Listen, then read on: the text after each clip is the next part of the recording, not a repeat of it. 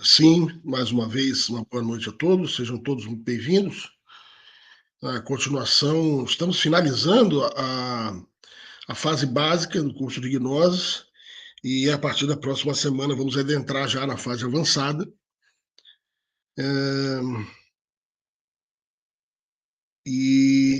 Ou seja, os temas serão preparatórios, diríamos assim, para a segunda câmara, para a fase módulo mais avançado da Gnose, né?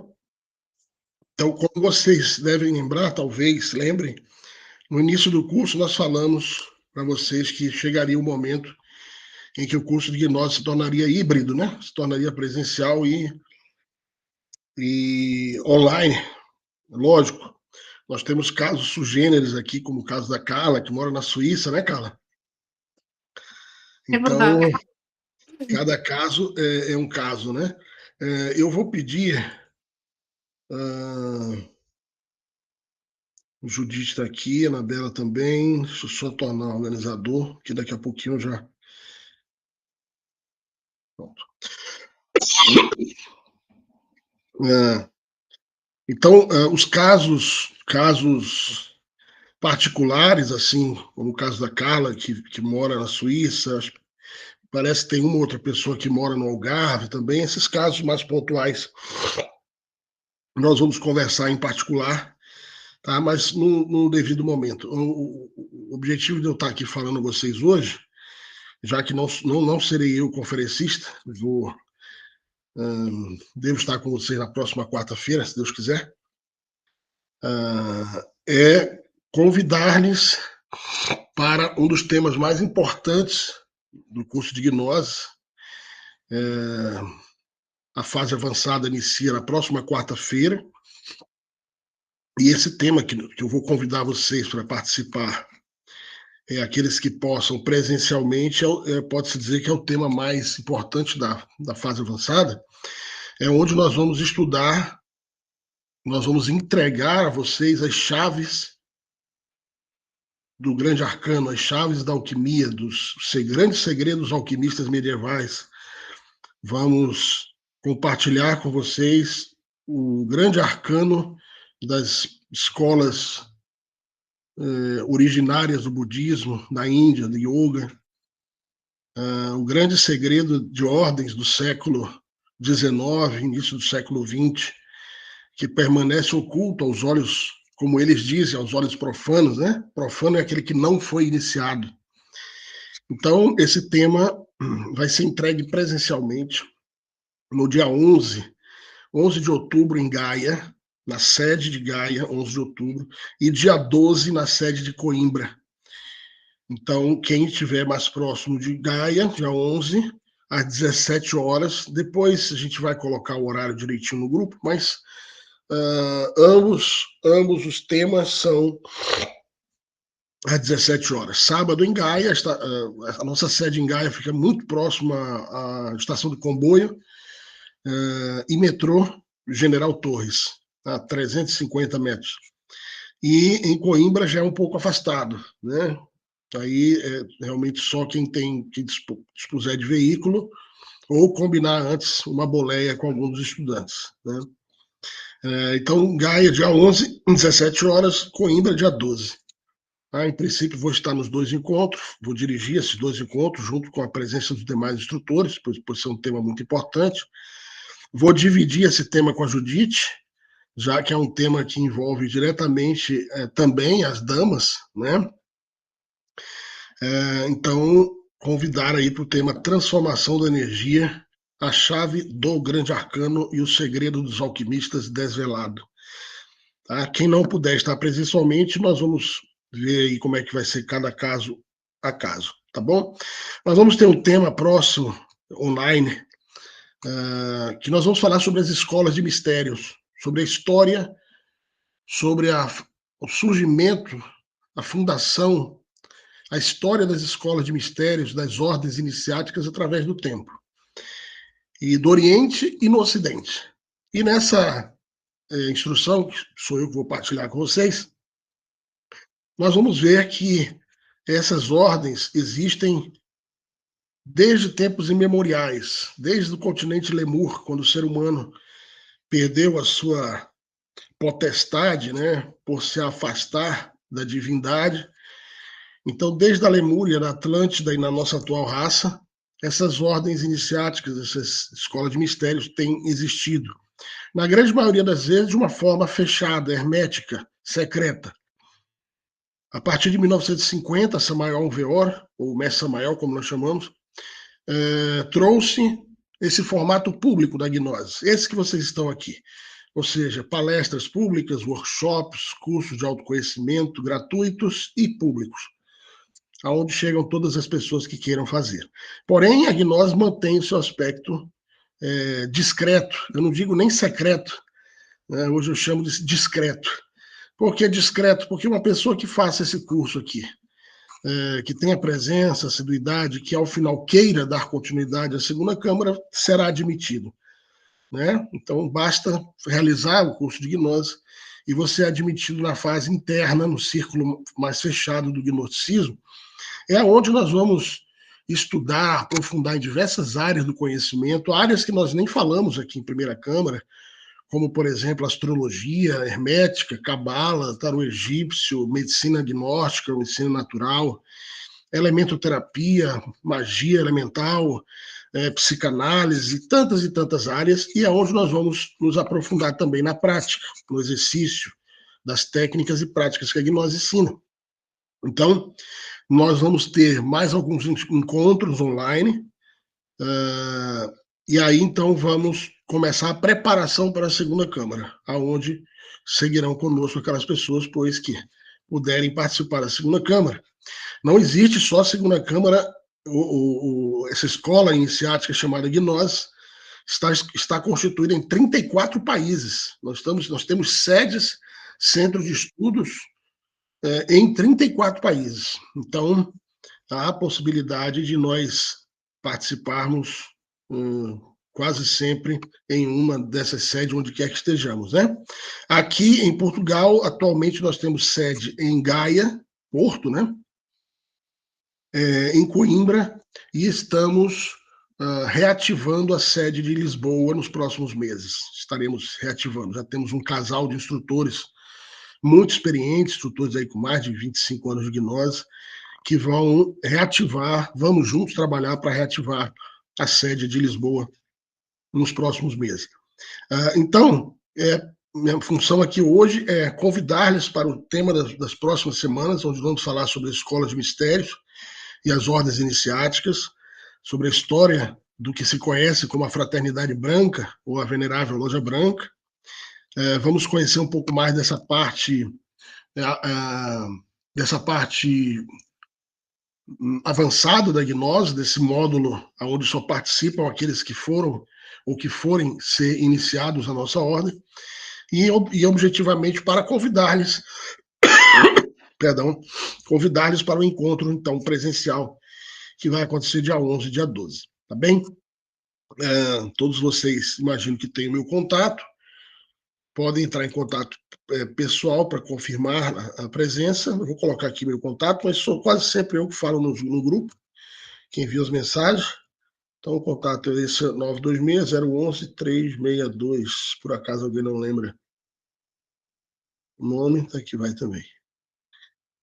Então é isso. Então hoje vocês vão ter um tema muito legal, muito interessante, fechando essa área de metafísica de primeira Câmara, né? Nós tivemos a palestra Evolução, que nós partilhamos com vocês, falamos sobre a roda do Sansara, falamos sobre como nos libertarmos da roda do Sansara, que é o mais importante do que saber que estamos presos numa roda é como sair, né?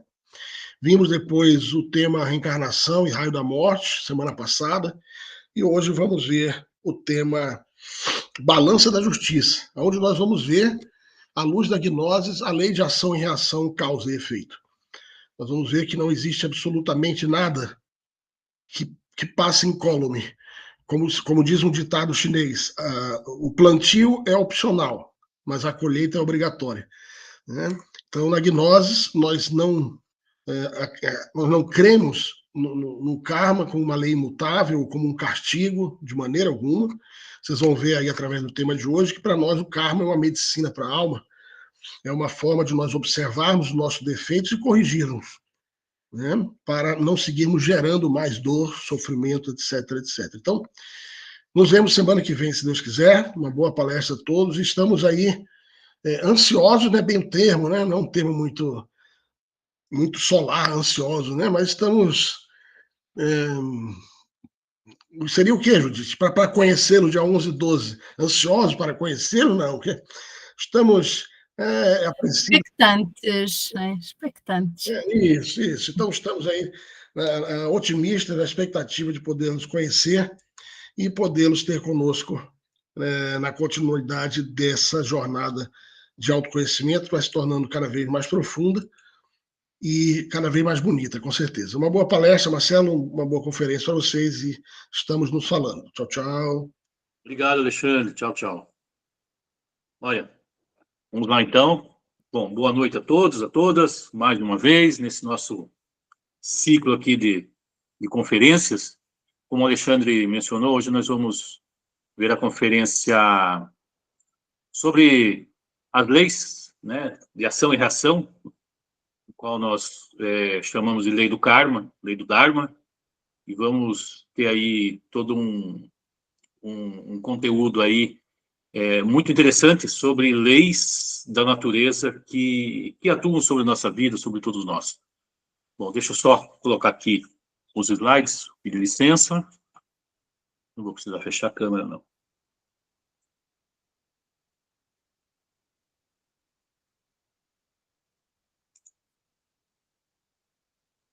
Vamos lá, aqui.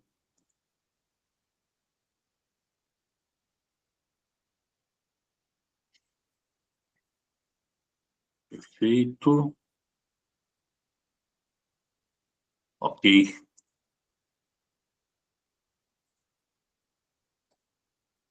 Vou acompanhar aqui também. Todos estão me ouvindo bem aí? Sim. Ok, obrigado.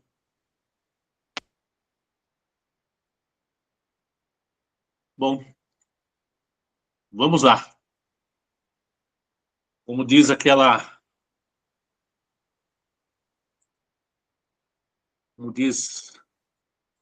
máxima uma das máximas de Hermes Trismegisto, né? Tal como em cima, é embaixo.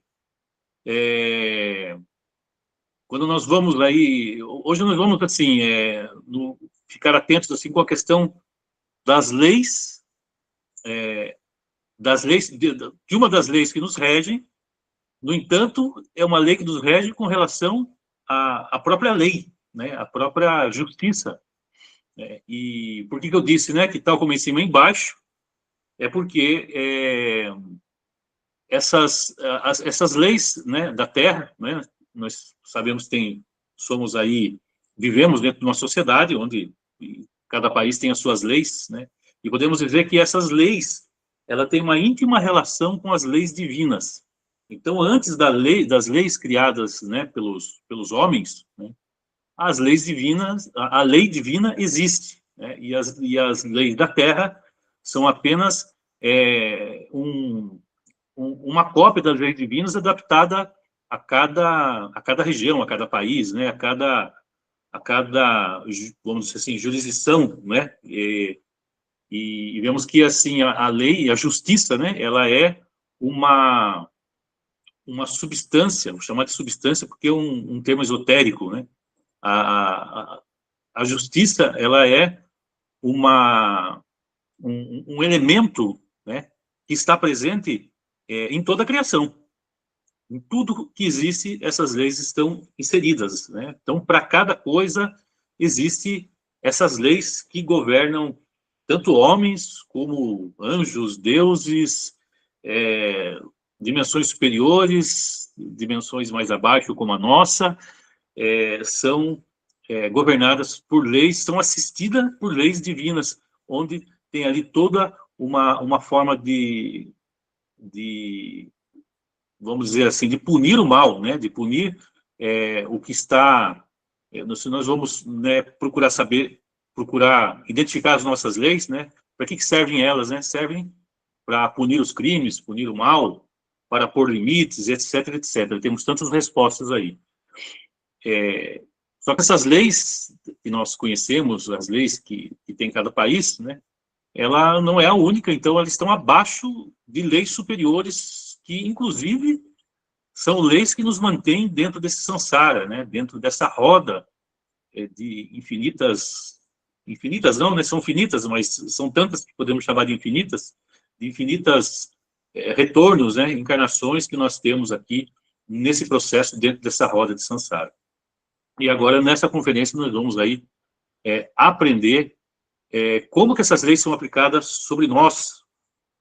E podemos dizer que essas leis, quando há uma inversão de valores nas leis, quando as leis elas estão invertidas, poderíamos até dizer que elas funcionam como a aplicação de um karma, por exemplo, para uma humanidade, né? Então, um exemplo, né, de uma lei, né, de uma inversão de valores por exemplo, quando existem leis num país, por exemplo, né? É claro que em planos superiores, as leis elas sempre são favoráveis ao desenvolvimento espiritual.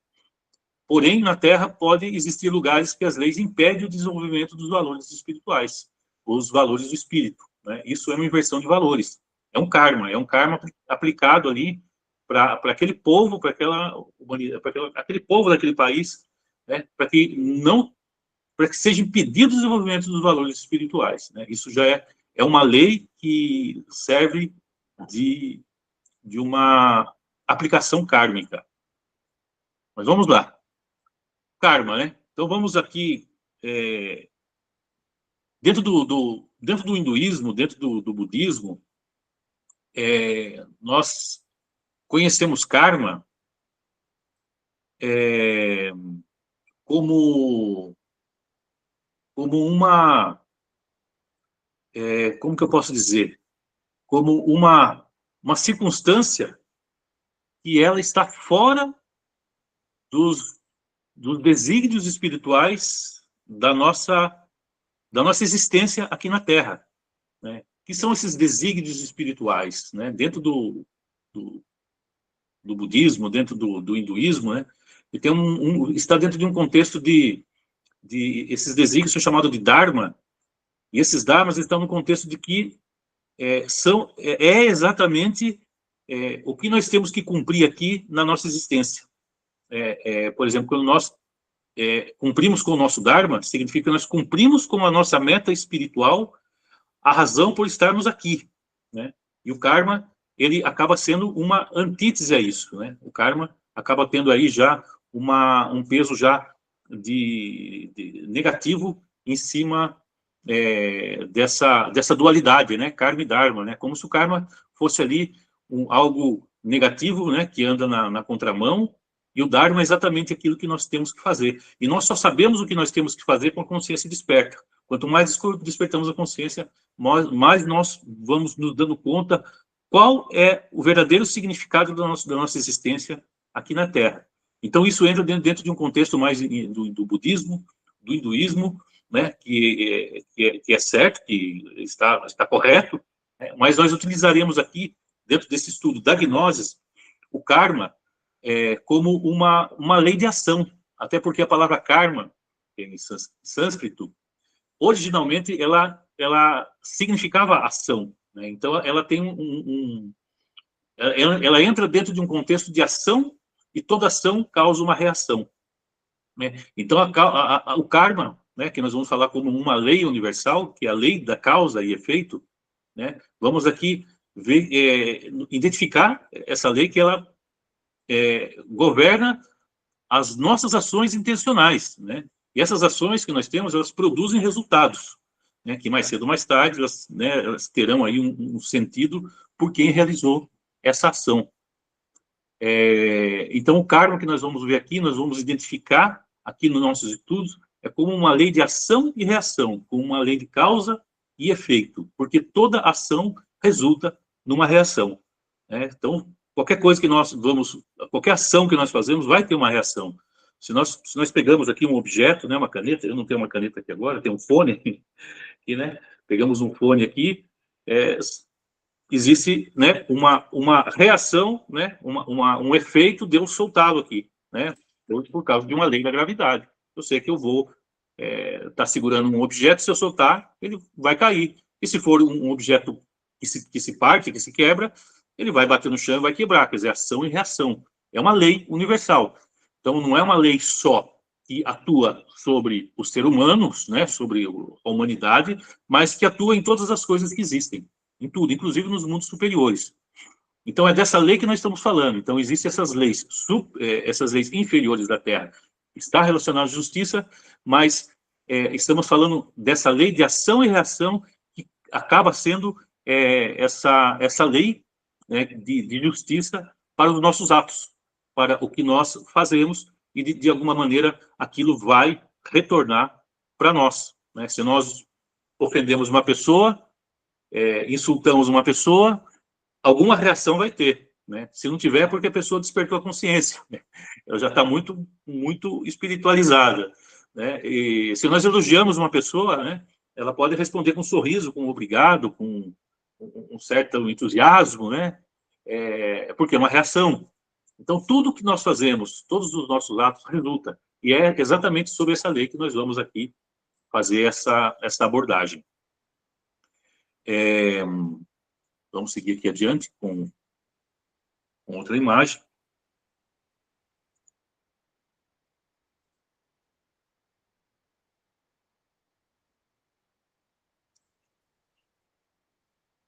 Um momentinho aqui. Por que ela não quer passar agora? Aqui. Só um momentinho aqui. Ela não está querendo... Precisas de ajuda, Marcelo? Não, o slide não está... Vou ter que abrir de novo ele. Ah, sim, agora foi. Ok, já foi, sim. Bom, vamos lá. Antes que eu entre aqui na aplicação, né, desses karmas, nós vamos ter que fazer aqui, uma imaginação aqui sobre a questão desses karmas. Então, nós vamos ter que entender primeiro o que é karma e o que é dharma. Então, nós vamos aqui, dentro do nosso estudo, nós vamos entender karma como os débitos que nós temos de más ações que nós causamos. Essas más ações que nós causamos, ela vai acumulando um certo débito, né? Um certo débito dentro, é tudo energético dentro dessa lei, né? Que opera, que controla todos os nossos atos, todas as ações, todo o destino da humanidade, individual, coletivo, seja o que for. Então, assim, todas as más obras que nós fazemos, todas as más ações que nós fazemos, ela vai se transformando no que nós chamamos de karma, que são os nossos débitos, as nossas dívidas. E isso, nós podemos imaginar aí um cartão de crédito, um cartão de débito, uma conta bancária, alguma coisa assim, podemos imaginar mesmo dessa maneira. Onde dentro de um banco, dentro de uma conta bancária, nós temos ali os nossos créditos, né, e os nossos débitos.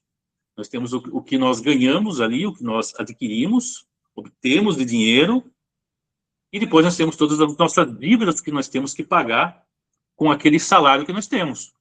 Depois nós temos que pagar ali a conta de luz, o aluguel, ou a casa que comprou, o carro que comprou, tem que pagar o combustível do carro, pagar, enfim, todas aquelas dívidas, escola, enfim, tudo que não é comida. Né? Agora, é importante saber que, da mesma maneira que se nós fazemos um mau uso dos nossos créditos, do que nós temos, né? Por exemplo, nós ganhamos um valor X ali, vamos colocar valor 100, e gastamos 150 por mês. Quer dizer, isso vai entrando já no contexto de débito. Né? Nós vamos tendo crédito, mas não nos sobra nada. E dentro das nossas ações, isso também ocorre.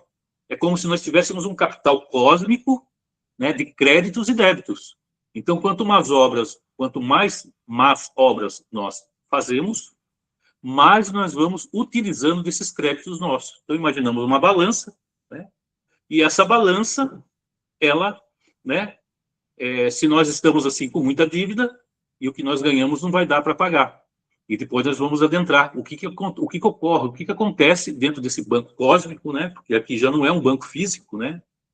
Nem o nosso banco mais hoje aqui já é físico, ele é totalmente virtual, o dinheiro hoje é totalmente virtual, e podemos imaginar que do que nós estamos falando aqui é muito mais virtual ainda, porém existe, né? Então nós vamos acumulando esses créditos pelas boas obras que fazemos, pelas boas ações que fazemos, e nós vamos perdendo esse nosso crédito à medida que nós vamos fazendo más ações dentro dessas leis da natureza. Nós vamos utilizando mal a nossa existência e vamos perdendo todos esses créditos. Então, nós somos assistidos o tempo todo, né, em todas as nossas ações. Então, às vezes, nós perguntamos, né, por que a vida de uma pessoa, às vezes, vai tão bem e a vida de uma outra pessoa vai tão mal. Às vezes, irmãos mesmo, da mesma família, né, são totalmente diferentes, são situações diferentes. Pessoas, em geral, dentro de um país, dentro da sociedade, nós vemos que todo mundo não é possível todas as pessoas serem iguais, né? Por quê? Porque cada uma tem um nível de karma ali diferente um do outro, né? O João, ele tem mais crédito, o José, ele tem menos crédito, e aquele que tem mais crédito, aqueles que sempre as coisas na vida acaba sendo muito mais promissora, acaba sendo muito mais viável, as coisas acontecem com mais facilidade. E as pessoas que têm menos esse crédito, às vezes, a vida ela não vai, as coisas não dão certo, dá certo para um que tem o crédito e para aquele outro que tem muito débito, as portas não abrem, as coisas se fecham. É só um exemplo que a gente possa saber de como funciona essa lei. Então, ela tem muito a ver com o nosso destino. Ela tem muito a ver com o investimento que nós podemos fazer para a nossa vida. Então, se nós fazemos boas obras, nós vamos abrindo portas na nossa vida para diversas coisas. Se nós vamos fazendo más obras, essas portas vão se fechando. Lembrando que todas essas situações que desenham, que moldam o nosso destino, elas vêm de obras que fizemos já em vidas passadas, de erros que cometemos em vidas passadas e acertos que cometemos em vidas passadas. E essa lei, ela cobra realmente e não deixa nada passar. Ela paga o que deve minuciosamente. Toda moedinha que nós temos que receber, essa justiça divina, ela paga, mas tudo que nós temos que pagar também, ela cobra. No entanto, porém, né,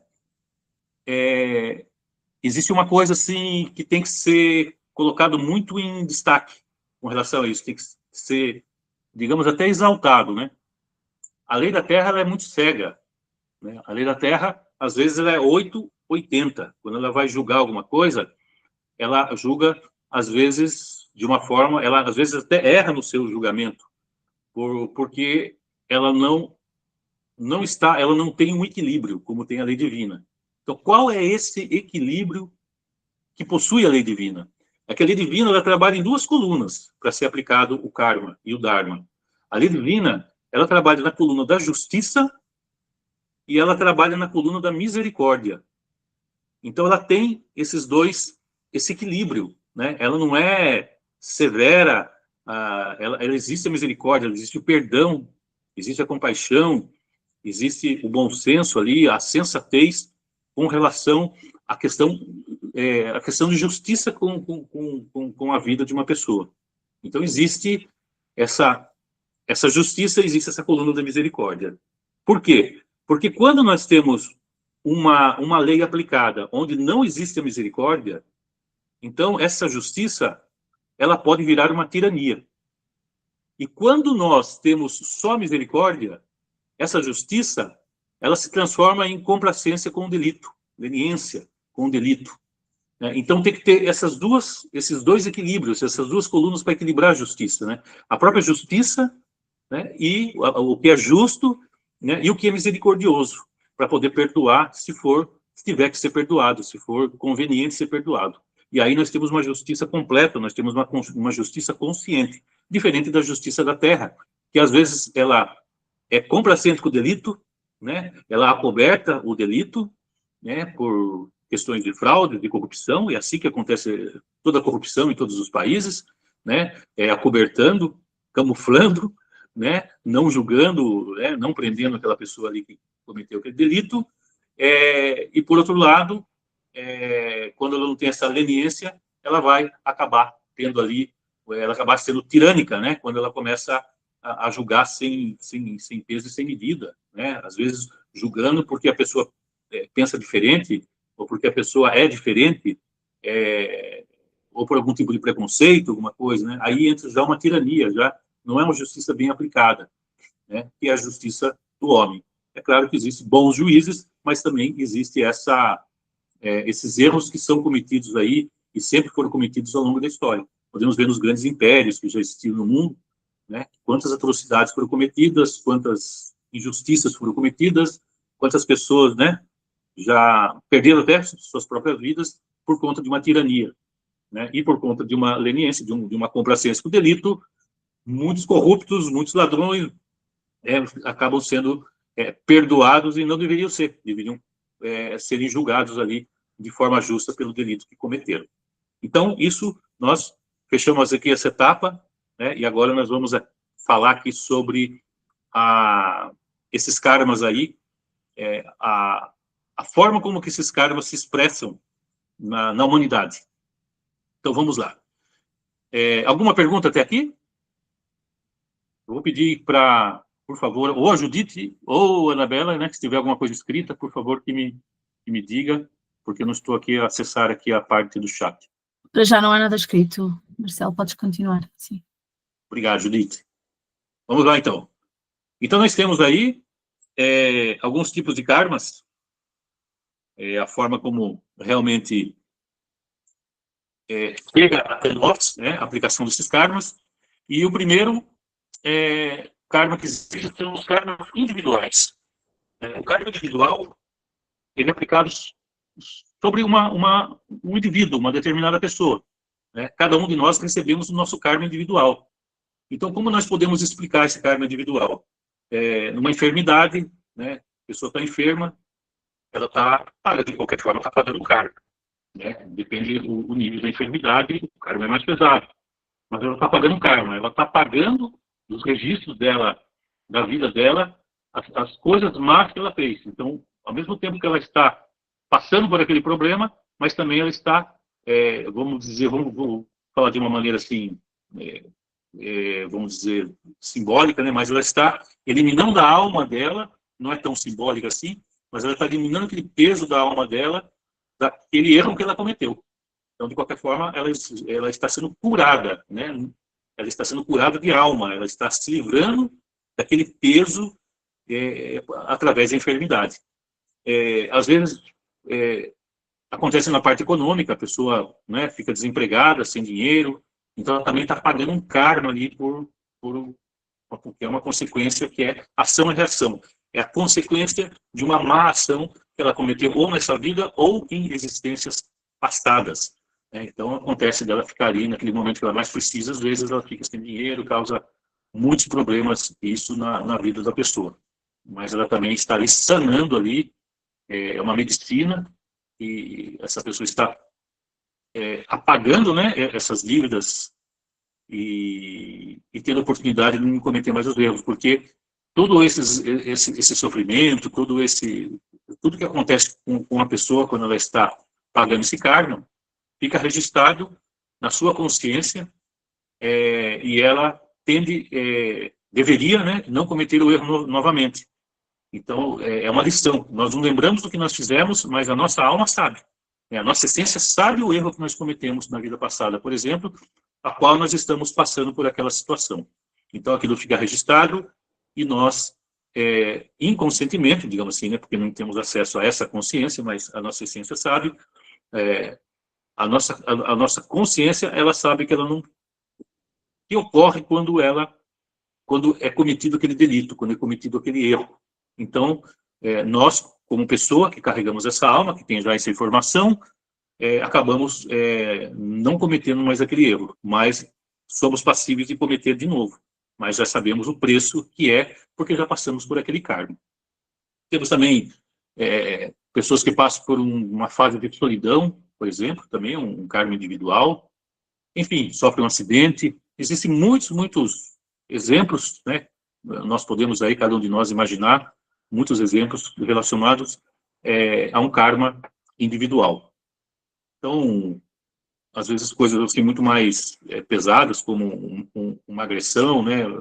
Está numa situação assim de uma agressão, violência, até um homicídio, né? É um karma que está se cumprindo, né? Quando uma pessoa sofre uma fraude, é roubada, quando a pessoa comete uma calúnia, né? Ela vai pagar por ter cometido uma calúnia, então ela vai ser caluniada, uma extorsão que ela faz, um crime sexual, uma injúria, mentira, quer dizer, tudo isso nos retorna. Isso, nós não temos como fugir de nenhuma ação que nós fazemos, nem as boas, nem as más. Isso retorna de alguma maneira, nem que seja uma dor de dente. Ela vai retornar, né? Então, tudo que nós fazemos, ela retorna. É uma lei assim, e é uma lei mecânica da natureza para controlar os erros, o mal que a humanidade causa, né? Para que ela pare de cometer determinadas maldades. Então, isso é o karma individual. Tem uma frase aqui, Samael Weor, que diz, né, não só se paga karma pelo mal que se faz, mas também se paga pelo bem que poderia ter feito e não o fez. Né? Então, é muito importante que saibamos que, quando nós podemos fazer o bem para alguém nos pede uma ajuda, alguma coisa, e nós podemos dar aquela ajuda, fazer aquele bem, se nós negamos esse bem, né, também se adquire um karma. Tá? Mas é claro que tudo isso tem que ser colocado em reflexão, cada um de nós, porque às vezes a pessoa não precisa de ajuda, ela pode fazer sozinha, né? E então aí tem que ter uma reflexão, tem que ser tudo muito bem medido. Mas quando a pessoa precisa mesmo de ajuda e veio até nós podemos ajudá-la, se não ajudamos, podendo ajudá-la, nós também ali adquirimos também um karma, né? Então, outros karmas também individuais, que podemos citar aqui, negligência com o corpo físico, né, relacionado ao corpo físico, né, abuso do álcool, abuso de drogas, o mau uso das nossas energias, por exemplo, noites mal dormidas, e etc, etc. Porque as nossas energias é vida, né, e o fato de termos assim, um mau uso das nossas energias vai nos trazer uma enfermidade. E já é um karma, né, quer dizer, nós mesmos causamos uma enfermidade em nós, né, por vezes, noites mal dormidas, drogas, álcool e muitas outras coisas, né? Muitas outras coisas. Então, nós temos que ter muito cuidado com as nossas energias, e vai ser muito falado isso nessa conferência presencial que nós vamos ter, que se relaciona à alquimia, tem uma relação profunda com a alquimia. Então, depois isso vai ser comentado em mais conferências também. Então, assim, abusar das nossas energias, né, vai causar um problema. Uma pessoa que bebe muito, que abusa do álcool, né, ela pode ter um problema no fígado na mesma existência ou na próxima. Então, às vezes, a pessoa, ela já desde criança desenvolve ali um problema no fígado, um problema qualquer outro órgão, por exemplo, uma pessoa que abusa muito do fígado, se isso não retorna nessa existência dela, vai retornar numa existência próxima, né? Claro que a lei divina, ela tem as duas colunas de justiça e misericórdia, e as coisas serão aplicadas devidamente como tem que ser, né? E aquilo sempre vai servir de uma medicina para nós. Então, causas de nós termos uma doença, um problema no órgão, às vezes a criança já apresenta ali, é porque em vidas passadas já fez mau uso, por exemplo, daquele órgão, né? O álcool, ele afeta diretamente o fígado, não só o fígado, mas o fígado é um órgão assim, muito afetado pelo uso abusivo do álcool. Vamos, então, num outro exemplo. Tem também o karma familiar, né? Então, o karma familiar, né? Podemos dizer que a lei põe os cônjuges frente a frente para gerar uma família, né? É interessante, assim, que a família, as pessoas de uma família, pai, mãe e filhos, irmãos ali, estão dentro de um nível kármico muito semelhante, por isso que nascem na mesma família. Então, a família é formada por pessoas que têm karmas semelhantes. E aí, juntas, elas vão cumprir um karma ali, juntas. Por exemplo, acontece algo de ruim para uma pessoa dentro daquela família. Por enquanto, só estou falando em karma, né? Só em coisa ruim, mas depois nós vamos falar em coisas boas. Acontece uma coisa ruim para uma pessoa ali dentro da família. Todas vão sofrer com essa situação. Claro que, individualmente, existe aquele karma individual que a pessoa vai sofrer como indivíduo, mas a família sofre também, né? Se tem ali uma enfermidade dentro de uma família, é claro que todos sofrem, todos ficam ali desconsolados, tristes, preocupados com a situação. Isso é um karma familiar. O próprio casamento mesmo, né, já é um karma, né?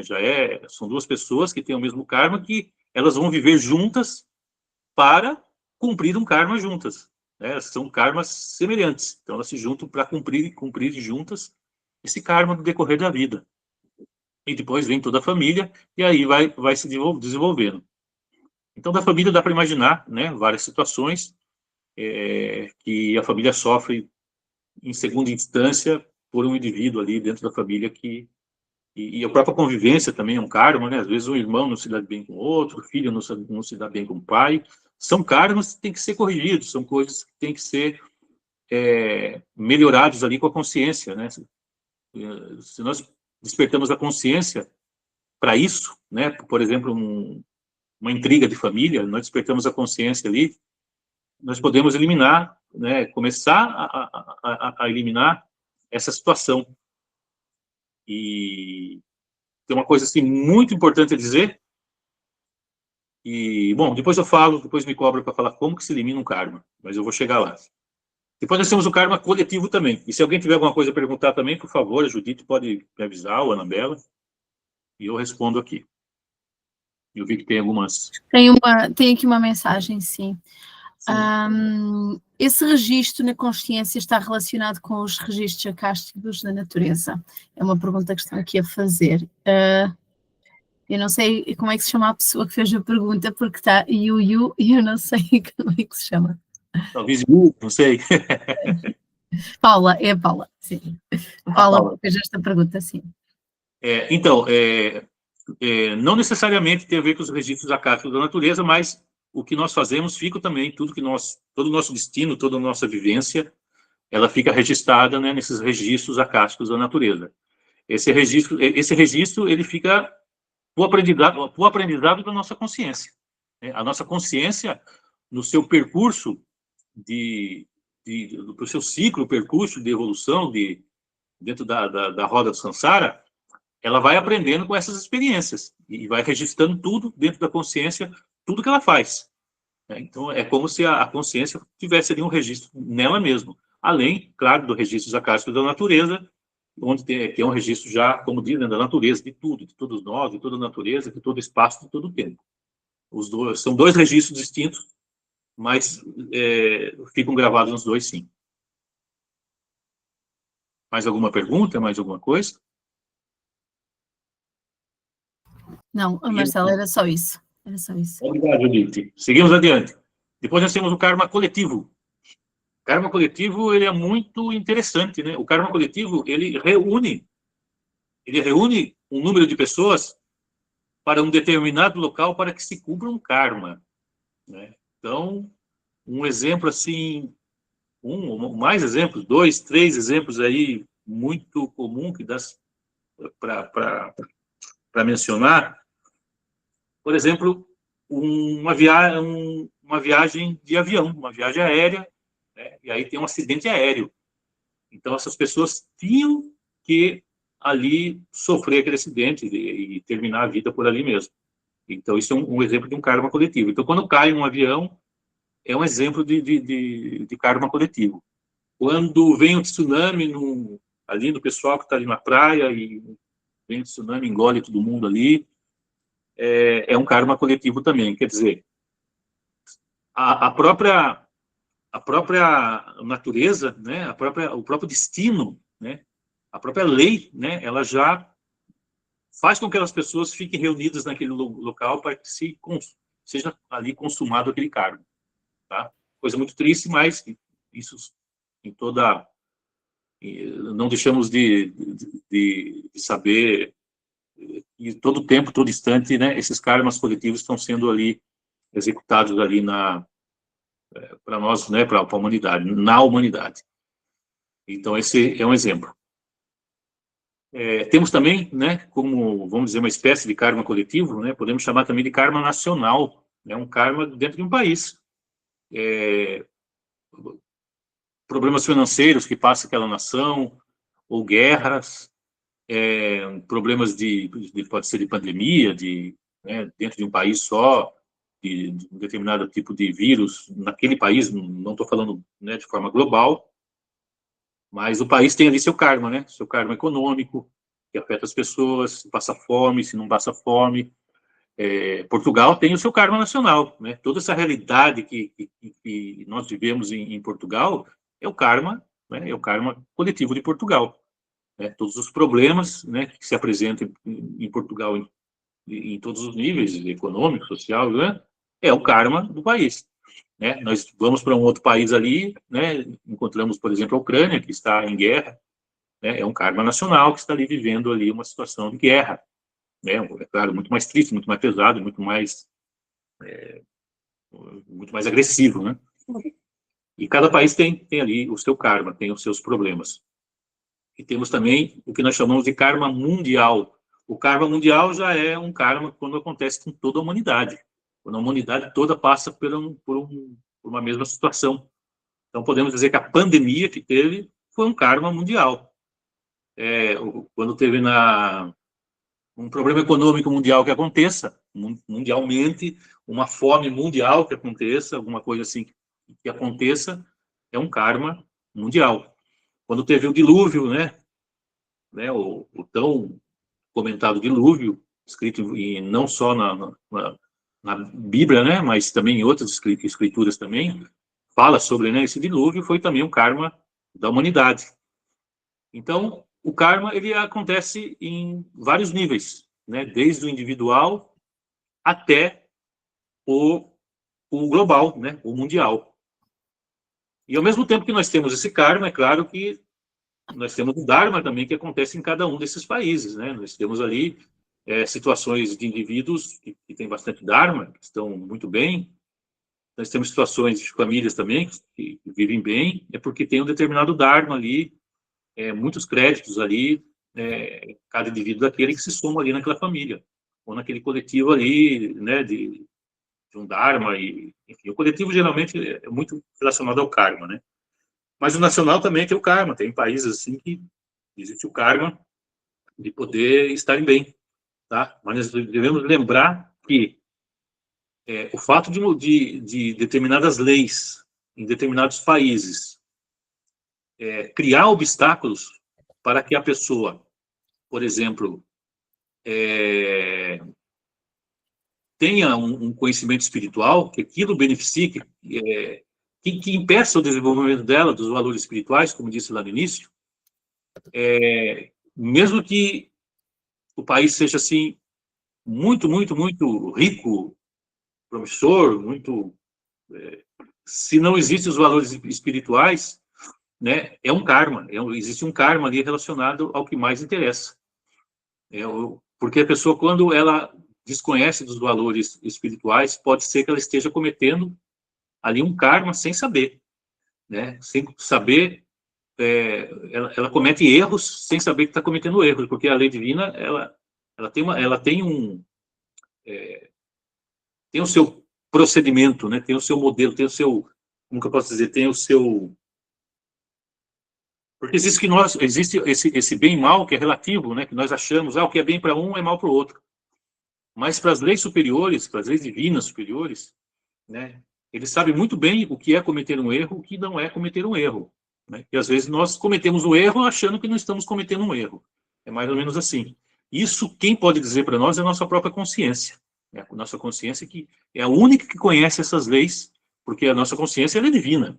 A nossa essência ela está ligada a essa parte divina. Então a nossa consciência, quando nós, por exemplo, temos ali uma intuição de que não devemos fazer aquilo, é a nossa consciência avisando que não é bom fazer aquilo. Embora nós, de forma intelectual e com a nossa educação, criação, onde vivemos, não saiba disso, né? Não temos essa informação, né? Mas a nossa consciência sabe, fala, olha, não faça isso, porque isso... A pessoa, de alguma maneira, ela vai sentir que não se deve fazer aquilo, porque a consciência avisa, né? Então, podemos ver, assim, em alguns países, algum karma nacional de países que são proibidos qualquer tipo de informação espiritual, desde religião até filosofias, não se pode ler livros, não se pode acessar nada que esteja relacionado ao espiritual. Né? Existem países que penalizam com prisão, e algumas vezes até com morte, né? Prisão perpétua, coisas assim, que é uma tirania. Né? Então, existem países que não podem ter acesso à espiritualidade. Isso é um grande karma.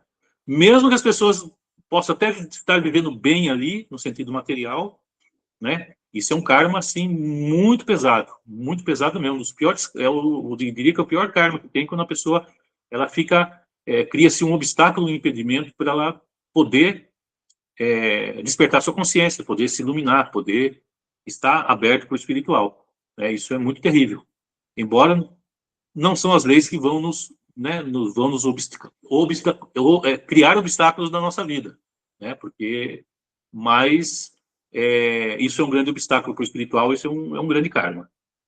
Marcelo, deixa, antes de avançares, porque eu tenho aqui uma questão da Débora, já atenderá alguns minutos, que depois, entretanto, também estás já a começar a explicar isto. Podemos dizer que temos karmas principais e secundários, ou todos os karmas têm a mesma importância? Pergunto a Débora. Olha, é uma ótima pergunta, porque é até difícil de tentar imaginar. Existem tipos de karma, eu vou falar até com outros tipos de karma aqui agora, mas todos são importantes. Todos são importantes porque todo karma é uma medicina, e eles são aplicados de acordo com o nível espiritual, o nível que nós nos encontramos. Então, inclusive, é isso que eu vou até colocar aqui agora. Deixa eu ver se é isso mesmo. Só um momentinho. Exatamente. Bom, eu poderia, assim, dizer que todo karma, ele é importante. Todo. Porque cada tipo de karma aplicado está relacionado ao nível que nós nos encontramos. E quando o karma é aplicado, ele é uma medicina para qualquer nível que nós nos encontramos. Então, quanto mais iluminado nós somos, mais exigente é a lei. E quando, por exemplo, às vezes há aquela frase, né, que se diz, né, quando se comete um erro na ignorância, sem saber, a penalização ali é menor, né? E quando se comete um erro sabendo que aquilo é errado, aí é muito mais pesado que nós vamos pagar. Então, assim, quanto mais consciência tem, mais severa é a lei conosco, né? Então, assim, você imagina os seres de consciência desperta, né? Agora vamos falar em anjos, arcanjos, que se cometem erros, porque são despertos, são conscientes, se cometem erros, existe ali um karma também aplicado para esses seres. Então, respondendo ela, todo karma é importante porque todo karma é uma medicina. Só que cada tipo de karma é aplicado de forma distinta de acordo com o nível que nós nos encontramos. Bom, vamos lá. Então, o que nós falamos aí é o karma. Existe um também chamado kamaduro. É um tipo de karma. Pode ser chamado de karma duro ou kamaduro. Tanto faz, os dois estão corretos. Esse kamaduro é um tipo de karma, assim, bem mais pesado. É um tipo de karma bem severo, bem rígido. Por quê? Porque é um karma que não é possível negociar. Ele é irreversível. A pessoa que tem um karma duro, ela vai ter que viver a vida toda com aquele karma. Ou, então, parte da vida dela com aquele karma a partir do momento que se executou aquele karma na vida dela. Então, podemos dizer que o karma duro, por exemplo, né, ele é triste. Por exemplo, uma pessoa perdeu um membro, perdeu uma perna, perdeu um braço. Não tem como recuperar aquilo. Ela vai, a partir daquele momento, ela vai viver sem aquela perna, vai viver sem aquele braço. Isso é um karma duro, né? O karma duro, ele realmente é um karma pesado, porque coisas pesadas foram cometidas por aquela pessoa. É claro que nem por isso temos que apontar o dedo para a pessoa. Esses dias eu estava conversando com um grande amigo, e ele estava ali, né, a me dizer assim que ele tem um outro amigo que tem uma certa sensibilidade sensorial, e tem uma pessoa que, na ocasião ali, ela estava na rua pedindo esmola, e essa pessoa pedindo esmola, ela não andava, ela tinha um problema, no Brasil nós chamamos aleijado, né? Aleijado é a pessoa que perde, por exemplo, o braço, perde a perna, ou a perna não se movimenta. Aqui eu acho que aleijado é usado para outras coisas, né? Não sei como que se chama em Portugal uma pessoa que, por exemplo, perde um braço, perde uma perna, no Brasil chama aleijado. ou então é atrofiado ali a perna, atrofiado o braço. Nós, né, denominamos no Brasil de aleijado. Então, essa pessoa era atrofiada as pernas dela, ela não andava e estava pedindo esmola. E esse amigo que tem essa sensibilidade aí sensorial, que ela tem uma certa, né, como esse amigo meu disse, tem uma certa clarividência, alguma coisa assim, ele virou e falou assim, olha, essa pessoa que está ali, né, eu não sei se ele está certo ou está errado, não posso dizer, não posso afirmar, tá? Mas ele falou, essa pessoa que está ali, ela está assim porque ela fez isso na vida passada, ela aprisionava pessoas, cometia delitos graves, gravíssimos, violência contra pessoas, escravizava pessoas, fez, assim, atrocidades, assim. E essa pessoa está pagando por isso, né? E aí essa pessoa falou, e por causa disso não vou dar nenhuma moeda para essa pessoa, né? E essa pessoa não merece, porque isso, aquilo. Bom, na gnose nós dizemos assim, que, né, essa pessoa pode estar certa no sentido que ela fez essas atrocidades na vida passada e está pagando por aquilo, que isso é um karma duro. Mas, assim, jamais nós devemos apontar o dedo de uma pessoa pelo que ela fez, né? Nós temos, na verdade, olhar para dentro de nós. Nós não podemos olhar para fora, temos que olhar para dentro, né? Quando nós passamos ali os 3 fatores da revolução da consciência, falamos da eliminação do nosso defeito, não é a eliminação do defeito do outro, a eliminação do nosso defeito, né? Então, embora tenha todo esse peso, essa pessoa pode, sim, ter feito isso, nós temos que ter compaixão, né? Nós temos que compreender aquilo, porque, com certeza, nós, com tantas existências que nós tivemos já até hoje, né, de lá para cá, pode ser que uma das nossas existências nós também estivéssemos numa mesma situação, pelo mal que nós já cometemos em vidas e vidas passadas, e graças a Deus aprendemos hoje, não cometemos mais esse tipo de delito.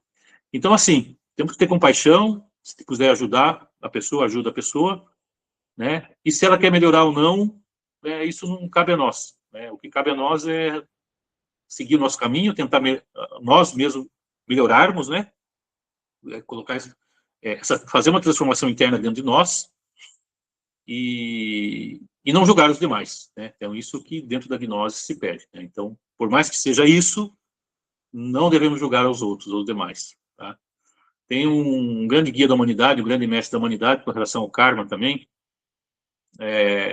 Bom, enfim, todas as situações tristes ocasionada por coisas ruins que realmente as pessoas fizeram. E esse é o karma duro, né? Uma pessoa cega, né, que passa a vida inteira sem enxergar, isso. Às vezes até questões mesmo dentro de fome, que algum país vive, todas as pessoas têm fome, é coletivo, e naquele coletivo as pessoas também já fizeram outros passarem fomes, ou por um governo, por estar envolvido com um governo que fazia a pessoa passar fome, campo de concentração, escravidão, enfim, tantas coisas que são exemplos, e isso nos retorna de uma maneira ou de outra para nós. Bom, então, nós temos esse karma. Agora nós temos também o que nós chamamos de, ampliar aqui, né, esqueci de falar do karma saya. Olha, o karma saya é polêmico, hein? O karma saya é muito polêmico. O karma saya é um karma relacionado ao sexo, às questões sexuais. Dizem os mestres, né, isso não é uma coisa da gnose, isso é uma coisa já, tudo isso que nós estamos falando, já de tempos e tempos remotos, de estudos já milenares, né? O karma saya é quando nós temos relação com uma pessoa sexual, do tipo sexual, nós fazemos um intercâmbio de karma. Nós adquirimos um pouco do karma daquela pessoa e nós atribuímos àquela pessoa um pouco do nosso karma. Existe um intercâmbio kármico ali, né? Então, alguns karmas daquela pessoa, porque existe uma junção energética ali, né? Então, aquela junção energética, ela distribui, 2 pessoas ali nesse momento se torna uma. Então, se mesclam, de alguma forma, alguns resíduos kármicos da outra pessoa em nós e a nossa na outra pessoa, né? Por isso se diz, né, que o karma familiar é um karma com 2 pessoas que têm uma similaridade kármica ali, né? São semelhantes nas energias kármicas, né? Então, o karma saya é isso, é um karma relacionado a essa mescla da união, né, da união sexual. Esse é um bocadinho polêmico, talvez já tenha até perguntas, mas não devemos nos preocupar, né? Mas temos que ter consciência disso, refletir também sobre essas questões, né? como dizem os mestres, não acreditem no que eu estou falando, né? Meditem, reflitam, né? Procurem respostas, façam práticas para obter as respostas, né? Isso é o mais importante. A gente só transmite o que os mestres nos ensinam. E vale a pena, né, fazer uma reflexão, porque se isso realmente for dessa maneira, né, estamos gerando aí um karma e passando o karma para outra pessoa. Ele é muito inconveniente nos dias de hoje, né? Mas a vida é a vida, né? A vida vai ser sempre isso. A humanidade pode mudar seus conceitos, mas a vida, as leis da natureza, vai continuar sendo sempre a mesma. Bom, lei da catância. Olha, essa lei da catância não é para nós. Essa lei da catância são para os seres divinos. Então, como eu disse, até os anjos, arcanjos, as potestades, os seres superiores a esses deuses, né? Diante de nós são deuses. Esses seres também, eles recebem karmas quando cometem erros. Os anjos também cometem erros, né? Não acho que não cometem, mas cometem. E aí cai na lei da catância. É claro que não cometem erro como nós cometemos, né? Mas quando cometem, eles têm consciência, e aí é pesado. Então, se enquadra nessa lei que nós chamamos de lei da catância, que é a lei que regula aí os erros cometidos aí pelos seres superiores. Bom, é isso. Então, ali está ali, né, falando sobre justiça e misericórdia. Eu já falei ali, né, as duas colunas, né? A justiça sem misericórdia é tirania, a misericórdia sem justiça é complacência com o delito.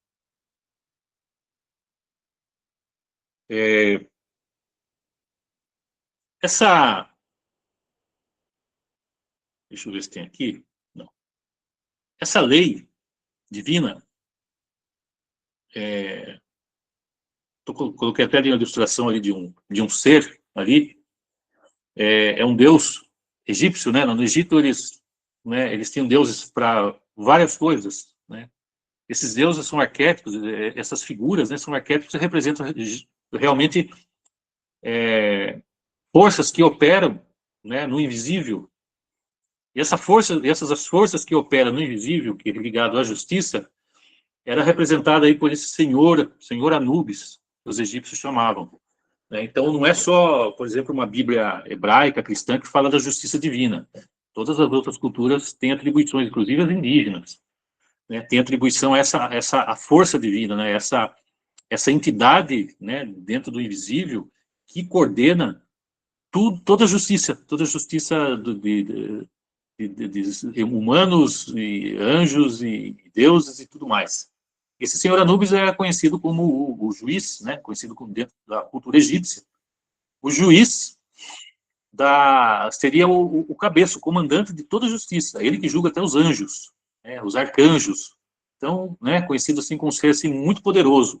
Ele representa esse poder da justiça. E também, segundo ali né, a mitologia egípcia, esse juiz, esse senhor Anubis, ele é acompanhado por 42 juízes. E, por exemplo, no momento em que nós desencarnamos, nós já tivemos essa conferência, nós morremos, nós somos colocados diante de um tribunal para que seja pesado ali as boas e as más obras que nós fizemos na nossa vida. Né? E diz que essas boas e nossas más obras que são assistidas são por essas forças que são assistidas, né? Por essa força, né, desse juiz supremo com mais 42 juízes auxiliares ali que estão juntos. É assim que é conhecido dentro de uma forma mais detalhada, que é da mitologia egípcia. Embora não tenha muitos detalhes em algumas de outras culturas, em outras escrituras sagradas, mas muitas, talvez todas as escrituras assim autênticas, sagradas, mencionam aí uma justiça divina, menciona uma questão de justiça aí para com os homens e para com os deuses. Então é isso, nós temos aí esse senhor aí que representa o comandante que julga tudo e todos.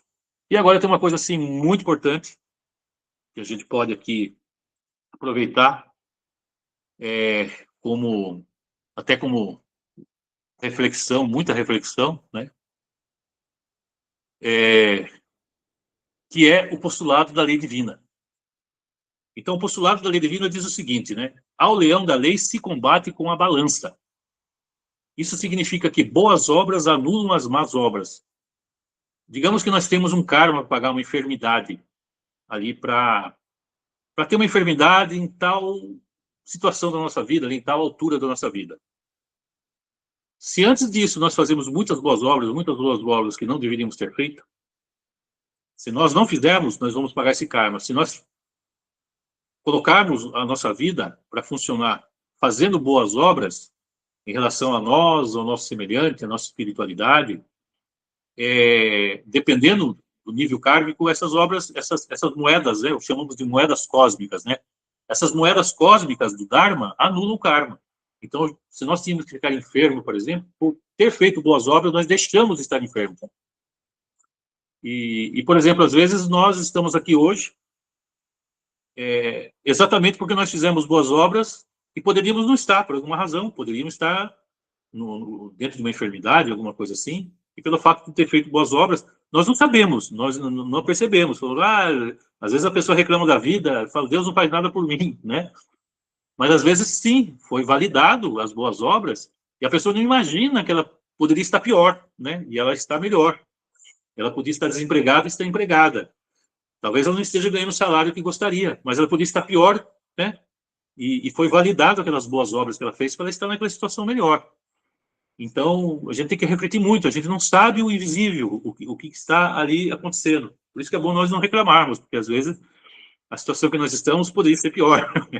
Então, nós fazemos boas obras, nós vamos aniquilando, vamos eliminando as mazelas da vida, né? Esses karmas aí que vêm. Então, é muito bom fazer boas obras, adquirir moedas cósmicas. Quanto mais moedas cósmicas nós temos aqui a moedinha da balança do lado de cá, que é o karma, e temos as moedinhas do Dharma aqui, né? Então, o karma, quando nós adquirimos, fazemos boas obras, essas moedinhas ruins, elas se transformam em moedas boas. Elas deixam de existir aqui da balança da esquerda e passam a ir aqui para a balança da direita. Então, nós vamos fazendo da nossa vida uma vida melhor, fazendo boas obras. Tem outra aqui, que diz respeito aqui ao nosso postulado, né? Quem tem com o que pagar, paga, e se sai bem nos negócios. Ou seja, né? Quem tem boas obras feitas, tem Dharma, né? Paga e se sai bem nos negócios, não acontece nada. Mas quem não tem com o que pagar, paga com dor e sofrimento. Então, aí é a causa de dor e sofrimento da humanidade. É quando a pessoa não tem com o que pagar. Aí acaba vindo a existir essa dor e sofrimento na vida da pessoa, porque ela vai pagar com aquilo. E se ela tivesse feito boas obras, talvez ela não tivesse que chegar a esse nível, pudesse evitar essa dor e esse sofrimento. Por isso, é muito bom que a gente tenha consciência do que é boas obras, para que a gente possa fazer e evitar o mal para nós mesmos. É um investimento na nossa vida. Tem outro postulado também que diz, faz boas obras para que pagues tuas dívidas. Bom, já falamos sobre isso. Faz boas obras para que pagues tuas dívidas. É ação e reação. É a ação e reação aí gerando Dharma. Outro postulado, quando uma lei inferior é transcendida por uma lei superior, a lei superior lava a lei inferior.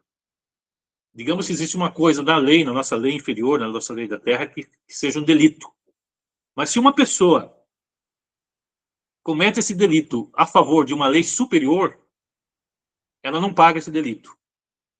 Ele é apagado. Ele não paga, porque ele fez por uma questão superior. Fez a favor de algo superior. Então, digamos que um determinado país proíba de uma pessoa fazer caridade. É proibido fazer caridade. A pessoa fizer caridade, ela vai tomar ali uma multa. E a pessoa faz caridade. Ela não vai ser pega fazendo caridade, porque uma lei superior lava uma lei inferior. Vamos dizer assim, as forças superiores a ajudam para que faça aquilo.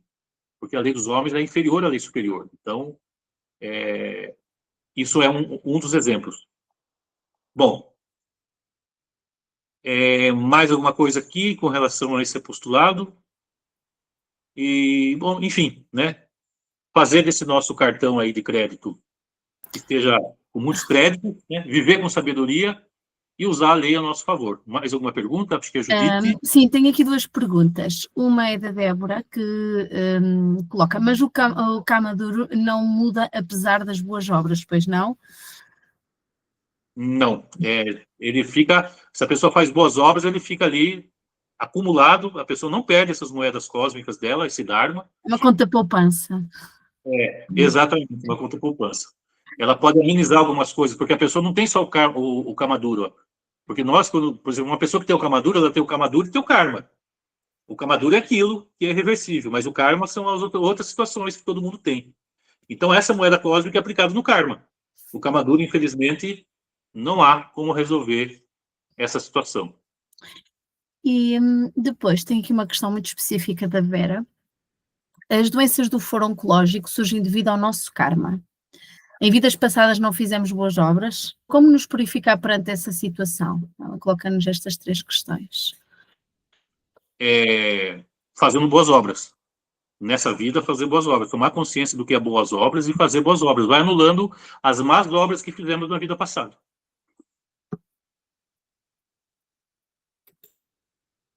Mais alguma coisa? As más obras ou a falta de boas obras suficientes, né?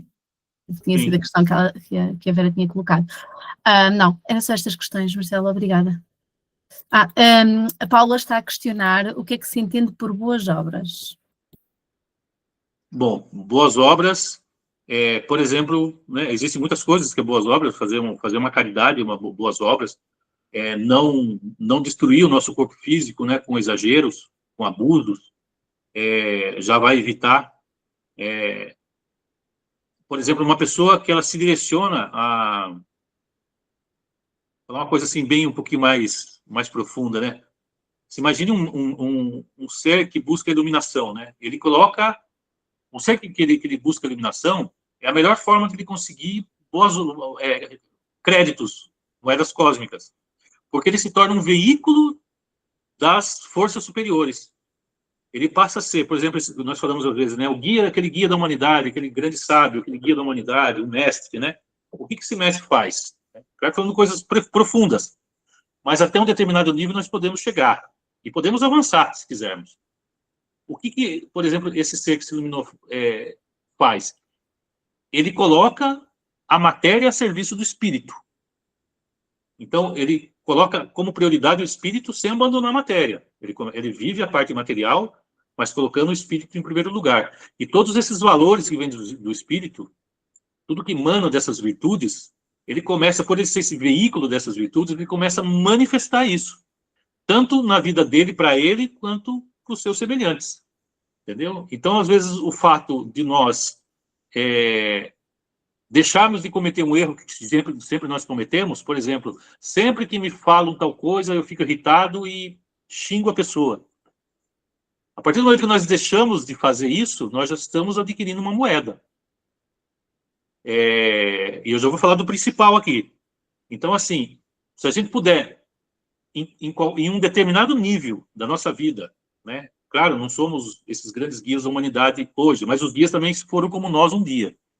Mas se em um determinado nível nós nos colocamos a colocar a matéria a serviço do espírito, nós já estamos fazendo o maior bem para nós mesmos na questão de fazer boas obras. Porque daí nós sabemos o que temos que fazer com relação ao que é boas obras. Ajudar quem necessita, fazer bem para nós, fazer bem para o outro, não reacionar. Agora, assim, qual a melhor forma de destruir o ego? Qual é a melhor... Eu vou falar assim, sem medo de me equivocar. Qual é a maior boa obra que nós podemos fazer? Alguém sabe, poderia me responder? Alguém teria... Dentro dos estudos gnósticos aqui que nós estamos vindo tratando já desde lá do início. O que seria para a gnose? O que eu falaria aqui agora, sem me equivocar, para dizer, essa é a melhor obra que podemos fazer. A boa obra que podemos fazer. Nenhuma resposta? É eliminar o nosso ego. A melhor obra que podemos fazer é eliminar o nosso ego. Por quê? Todo problema que existe na humanidade, sem exceção, 100% dos problemas que existem na humanidade, seja individual, seja familiar, seja coletivo, nacional, mundial, todo problema é resultado do ego. Todo karma é gerado pelo ego. Não existe karma gerado pela nossa consciência. A consciência, ela é superior. A consciência, ela só acerta. A consciência não erra. Então, todo karma que existe na humanidade, seja as guerras que estão acontecendo, seja a fome, seja intrigas familiares, seja problemas de enfermidade, seja o que for, é resultado de uma má ação que o nosso ego cometeu. E agora, é muito interessante isso que eu vou falar. Quando nós eliminamos um ego, um determinado ego, nós eliminamos automaticamente também o karma que relaciona-se com aquele ego. Por exemplo, nós temos um ego que nos gerou a enfermidade, por alguma razão. Por exemplo, eu era um médico na vida passada, isso é hipotético, isso é coisa da minha cabeça, né? Eu era um médico na vida passada e eu queria, e tinha uma pessoa que precisava muito ser curada e eu não curei ela porque ela não tinha dinheiro para me pagar, né? Não atendi ela. E essa pessoa veio a ficar muito doente por causa de mim e eu causei, e eu podia ter curado e não curei por causa do dinheiro. Então, digamos que vem ali para essa pessoa que fez isso, não vou me colocar, vou colocar qualquer pessoa hipotética, essa pessoa que cometeu esse, né, pela mesquinhez dela, pelo ego da ganância, da mesquinhez, ela não quis curar aquela pessoa, porque ela queria o dinheiro. Isso é o ego da ganância, da mesquinhez, da pessoa mesquinha, sabe? É um ego, isso é um ego. Então, o que acontece? Por conta desse ego, essa pessoa gerou um karma dela de enfermidade para a vida próxima, ou até para a mesma vida. Se a pessoa elimina, se ela identifica esse defeito nela, ela elimina esse defeito dela, esse karma, esse ego sendo eliminado, elimina automaticamente o karma que seria a enfermidade que viria a essa pessoa. Então, a causa de todos os males da humanidade é o ego. O karma existe por causa do ego. Então, a lei do karma se aplica no ego. O problema é que no ego é nosso. E aí nós sofremos as consequências desse ego. Então, é muito importante assim que nós saibamos assim que o fato de a melhor obra que nós podemos fazer é eliminar essa sombra que nós carregamos dentro de nós, porque é ela que causa todas as guerras, fomes, misérias, intrigas que existem na humanidade.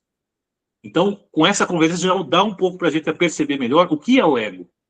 Então, para quem ainda não tinha chegado a essa compreensão, o ego é isso. O ego é um elemento psíquico que nós temos internamente que nos leva a cometer erros. Enquanto a consciência, a nossa essência, que deve ser expandida através de um despertar da consciência, de uma iluminação, é que nos evita cometer o erro, porque ela traz nela, ali,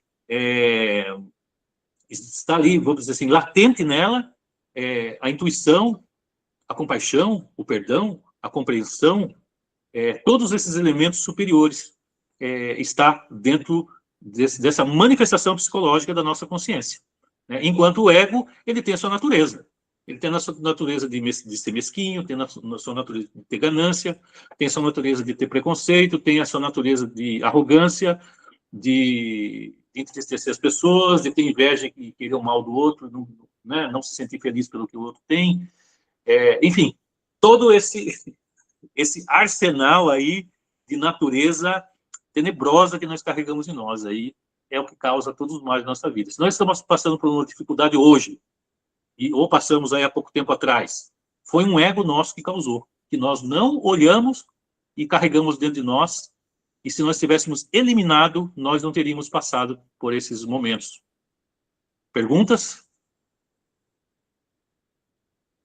Aqui, não é uma pergunta, é uma colocação da Débora. Faz sentido, o ego é nosso, mas causador ao mundo. Portanto, eliminar o ego é bom para nós, individualmente, mas também para o resto da humanidade. Foi um resumo que a Débora deu. Bem colocado, sim, perfeitamente. O ego é a falta de consciência. O ego é a ignorância, né? É a agnóia, né? Antítese de gnosis, né? Gnosis vem do grego conhecimento, que ela é o antônimo da palavra agnoia, que é do grego, que significa ignorância, né? É a falta de conhecimento, é a falta de saber. Muito bem colocado.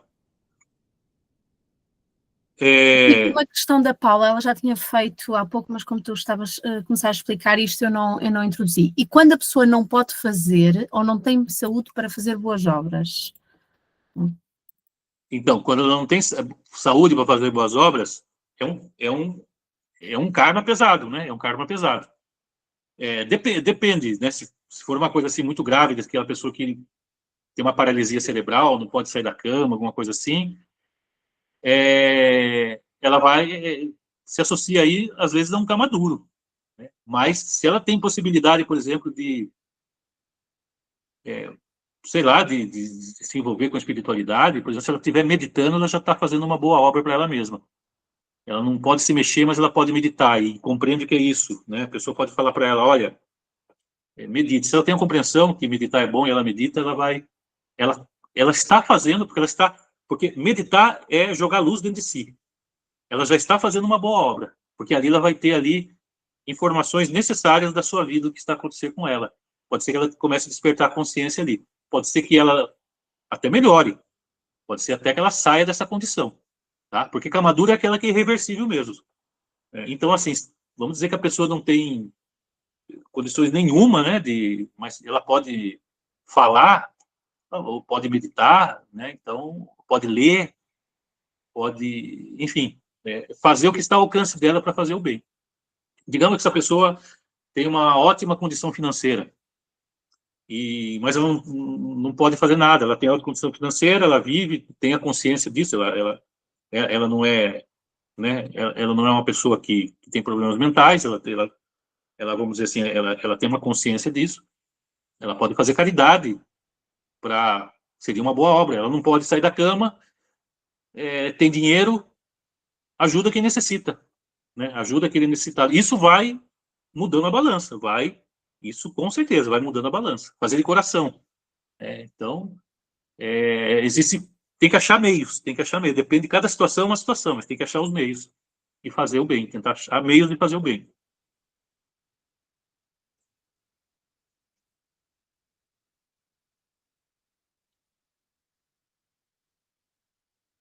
Perguntas difíceis, né? Este tema está mesmo muito interessante para...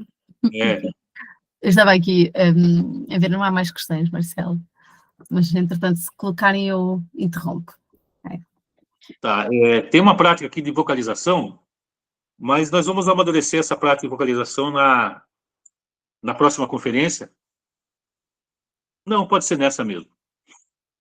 Essa é uma prática que já foi passado lá, acho que na conferência Luz, Calor e Som, eu não sei se teve esse título, mas é a conferência que falava eu acho que ela falava dos chakras, eu acho que a Luz, Calor e Som, sim, falava dos chakras. E foi passado ali, se não foi passado, né, está sendo passado agora, e se foi passado, estamos reforçando para que as pessoas pratiquem. É uma prática muito poderosa, que vai nos ajudar a equilibrar os nossos chakras, despertar a nossa consciência, ao mesmo tempo nos ajuda a transmutar. Nós vamos tratar essa questão da transmutação aí na conferência que vai ser presencial, vamos falar em transmutação, vamos falar em energias, saúde, bem-estar, alquimia, vamos falar tudo que se relaciona à parte energética. E podemos atribuir, né, a essa prática, essa prática vem a contribuir, a colaborar com o equilíbrio das nossas energias, que é mantralizar as vogais I, E, O, U, A, M, S, né? As vogais da natureza, o M e o S, não são consoantes na natureza, são vogais, são chamadas de vogais. Não sei porquê, mas são chamadas de vogais da natureza. Então, os mestres passaram assim, a gente concorda, porque também, né, concordar ou discordar, isso não tem relevância. Então, vamos tratar tudo como vogais da natureza, I, O, A, M, S. E é importante né, que façamos essa prática, né, mantralizando o I. Isso nós pegamos os 7 chakras de cima para baixo, e mantralizando a vogal I por 7 vezes, concentrando aqui na pituitária, né, no entrecenho, jogando impulsionando esse som, né, que nós produzimos para a cabeça, tentar impulsionar mesmo aqui para o entrecenho, por 7 vezes. Depois, o mantra E aqui, relacionado ao nosso chakra da laringe, fazendo também por 7 vezes. Aqui não precisa impulsionar o som, porque o som já está aqui na garganta, né? Então, ele sai daqui. Eu não preciso direcionar ele, porque ele já é aqui, né? Então, já está no local correto. Depois, o mantra O. Essa vogal O, fazer 7 vezes também, mantralizando no nosso coração, impulsionando o som para o coração, né, jogando o som aqui no coração, né, lançando aqui para cima do coração, vibrando aqui, né, a palavra correta seria fazer vibrar aqui na altura do coração, durante 7 vezes. Depois, a vogal U para o nosso plexo solar, 7 vezes também. Mesma coisa, né? Direcionando aqui para o plexo, vibrando no plexo. Depois, a vogal A, né? Que é um pouco... se distingue aqui do que nós estamos acostumados a ver. É uma prática mais relacionada à era de Aquário, que nós estamos vivendo hoje. Nos ajuda na recordação de vidas passadas. Eu já vou falar o restante aqui.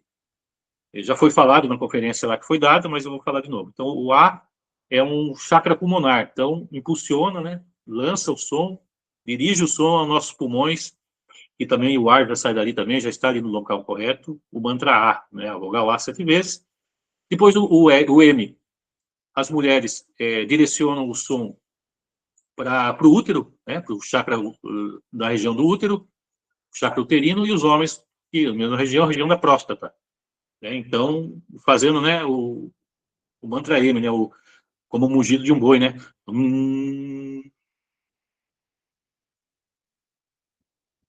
Direcionando o som ali para as mulheres no útero e para os homens na próstata. E depois, finalmente, aqui, o mantra S, né? A vogal S da natureza, né? Direcionando o som ali para o nosso cóccix, e que é feito, né, da seguinte forma.